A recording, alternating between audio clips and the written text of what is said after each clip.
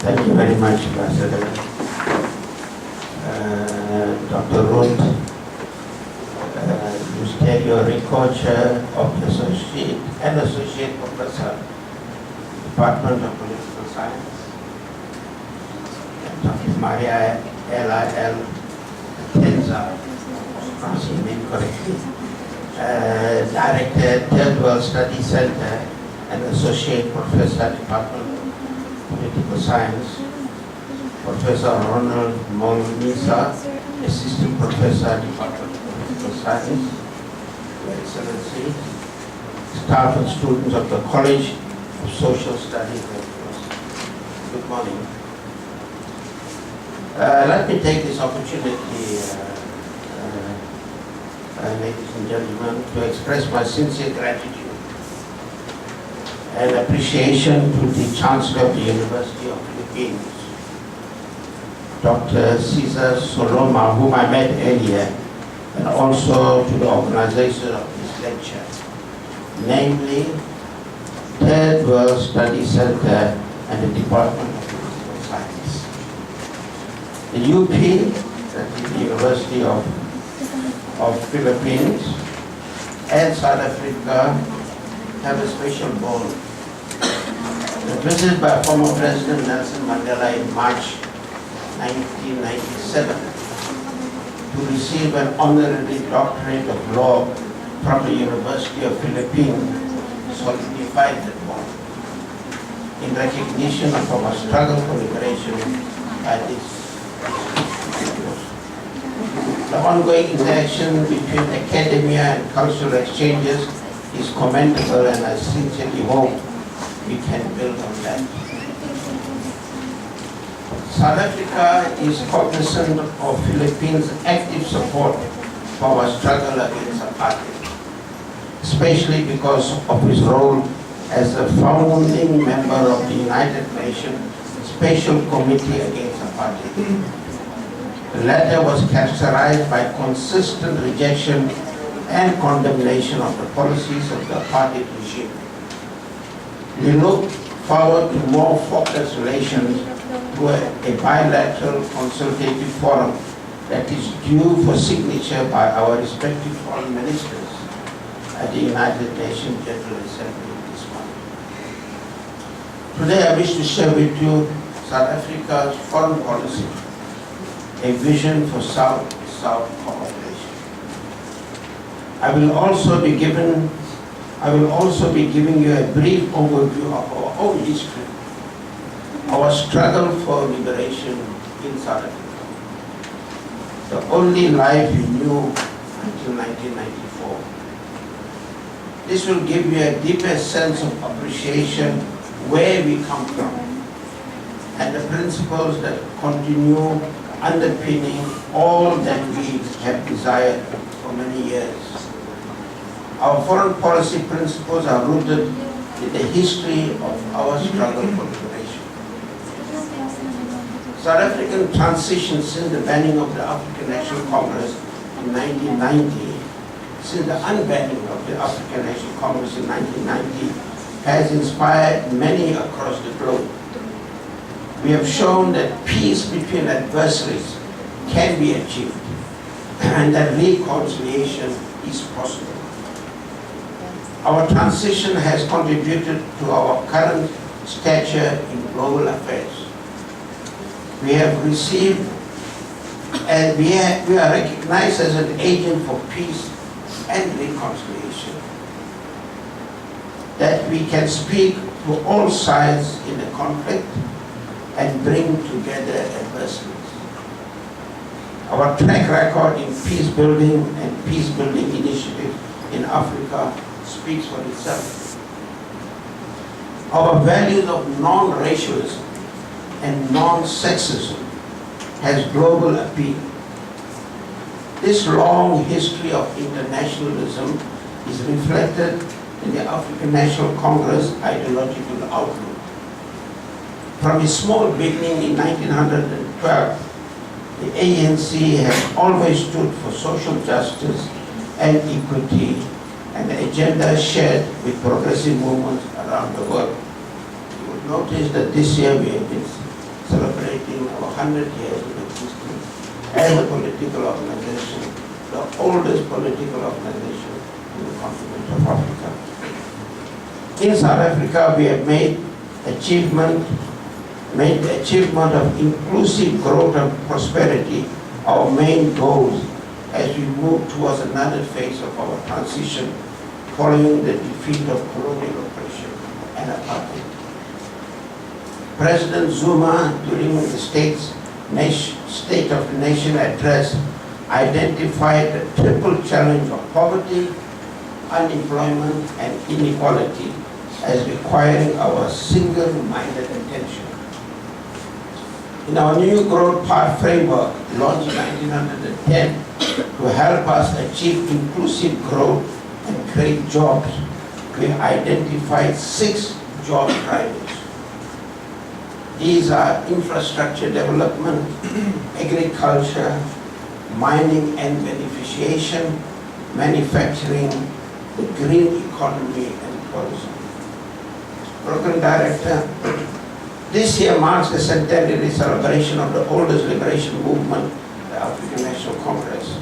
The ANC celebrates the centenary within the context of a world that has fundamentally changed from that prevailing in 1912, when our movement was formed. With the exception of Palestine and Western Sahara, most of the world has been decolonized through the struggle of those who were oppressed.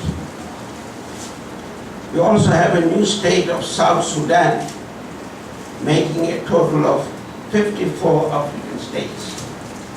South Africa's former Minister of Foreign Affairs, Dr. Nkosazana Dlamini Zuma, has been recently elected as chairperson of the African Union Commission, and she is the first woman to hold this important position as an international civil servant. Unlike for the most part of the last 500 years, when the North commanded unquestionable hegemony over all, today the balance of forces is slowly tilting towards the countries of the South. Friends, 56 years ago, in April 1955, a watershed conference in the history of developing countries was convened in Bandung. The participating countries were mainly from Asia and Africa, including the Philippines. At this turning point in the international relations of the countries of the South is aptly known as the Bandung Conference. Let me borrow from the words of an African-American poet, turned anti-racism author, Richard Nettle Wright, when he said, and I quote, "The Bandung Conference had introduced something new, something beyond left and right. There were extraordinary political, extra-social, and almost extra-human aspects to the conference. In the spirit of the Bandung Conference that brought the emergence of non-alignment to the first world countries, it gave developing nations, particularly meaning, a strong sense of pride and belonging. This landmark conference remains to this day an icon in the history of many countries in the South. As for us, the Bandung Conference remains a pillar of strength.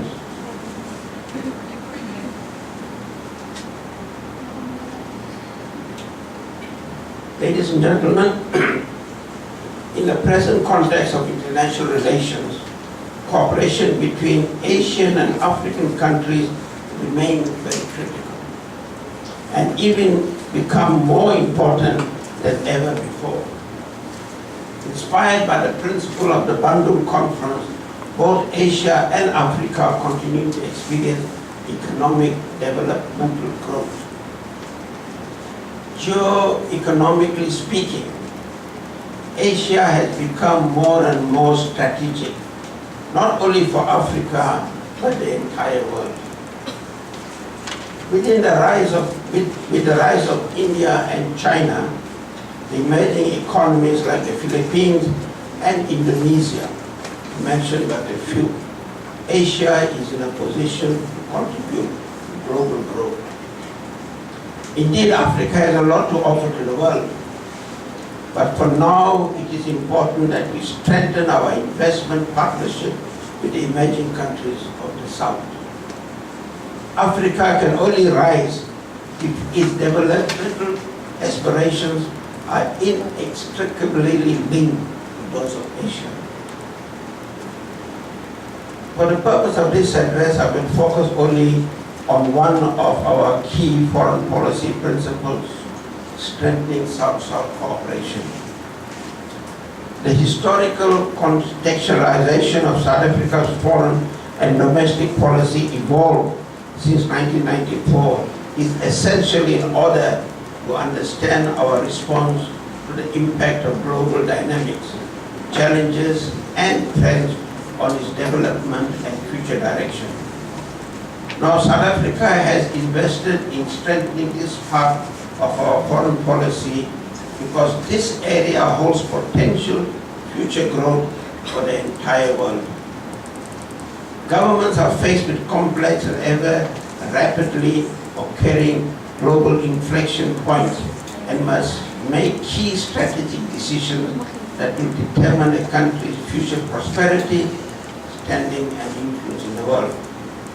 In our case, based on our priorities, our foreign policy trajectory leans more towards the development of the South and the promotion of multilateralism as the basis for dealing with all global issues.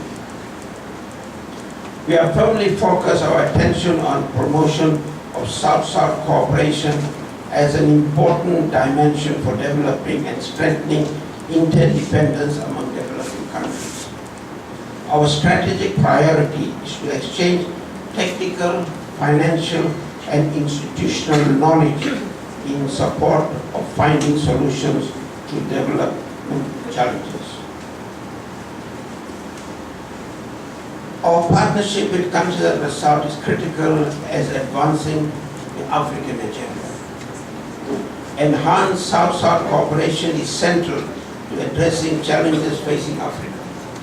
We also share a common interest with countries of the South of addressing challenges of underdevelopment as well as economic and political marginalization of our part of the world in the global system, including the need for the reform of the United Nations and the Bretton Woods institution.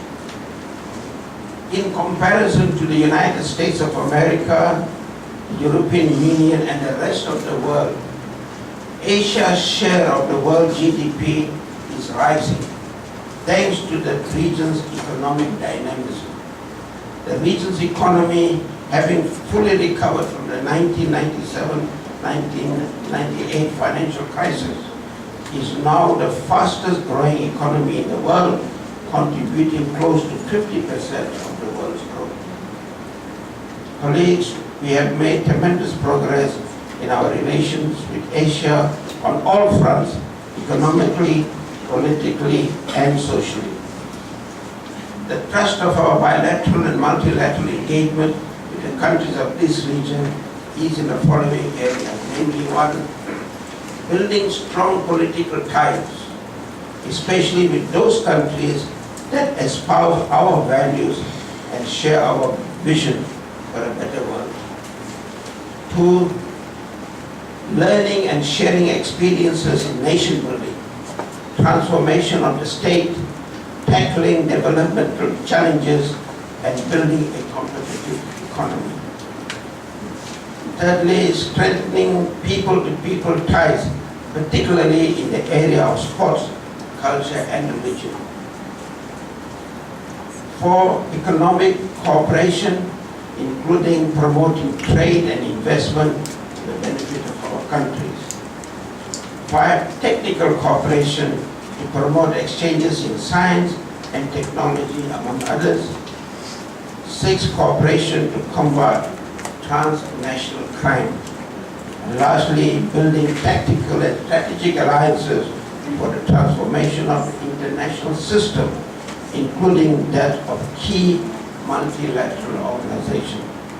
Our relations with Asia allow for a bigger and more influential platform for the advancement of the African agenda. Program Director, South Africa remains at the forefront of the activities of organizations of the South, such as the Non-Aligned Movement and G77, and will continue to promote, among others, a coherent and integrated implementation of United Nations Developmental Agenda, including SDGs, MDGs, and other internationally agreed development goals. In particular, we will work closely with the Philippines for the realization of priority areas we have identified in our bilateral relations. We should stimulate dialogue and identify projects to promote cross-border infrastructure projects entailed within the Program of Infrastructure Development in Africa and the Presidential Infrastructure Championing Initiative that we have in our country. Ladies and gentlemen, in conclusion, on behalf of the members of my delegation, I would like to express our sincere gratitude to the government and the government of the Republic of Philippines for hosting us here in this historical and beautiful Metro Manila. South Africa would like to take this opportunity to reiterate its full commitment to deepening the relationship between Africa and Asia, in particular the Philippines. And I thank you. And I hope you will ask me some of the challenges.